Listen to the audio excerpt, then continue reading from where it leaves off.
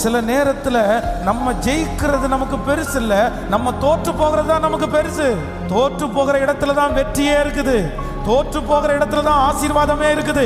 நீ எந்த இடத்துல தோற்று போகிறியோ அந்த இடத்துல, தோற்று போகிற இடத்துல யாருமே உன் கூட இல்லைனாலும் உன்னுடைய தோல்வியில உன் கூட ஒருத்தர் இருப்பார். அவர் தான் கர்த்தர். அவர் ஜெயிக்கிற இடத்துல மட்டும் இல்ல, நீ தோற்று போகிற இடத்துல.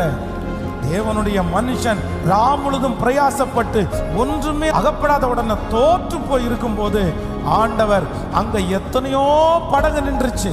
அந்த படகெல்லாம் ஒரு நாளைக்கு நைட்டுக்கு முன்னாடி நிறைய ஆசீர்வாதங்கள் பெற்றுக்கொண்ட படகு. ஆனா ஆண்டவர் அங்க இருந்த எல்லா படகுலையும் எந்த படகுல ஏறினார்னா, தோற்று போய் நின்ற, தோற்று போன முழுதும் பிரயாசப்பட்டு ஒன்றும் அகப்படாத அந்த படகை செலக்ட் பண்ணி அந்த படகுல ஏறி அந்த படகை ஆழத்துல தள்ளி கொண்டு போய் சொல்லி வலைய போட சொல்லி திரளான மீன்களை கொடுத்த கர்த்தர் இன்றைக்கு இந்த சத்தத்தை கேட்கிற உங்களோடு கர்த்தர் பேசிக் கொண்டிருக்கிறார்.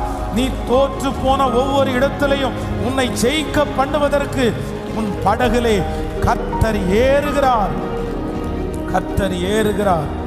தோல்விய அவங்க நியமிக்கலாம், ஆனா கர்த்தர் நமக்கு நியமிக்க மாட்டார்.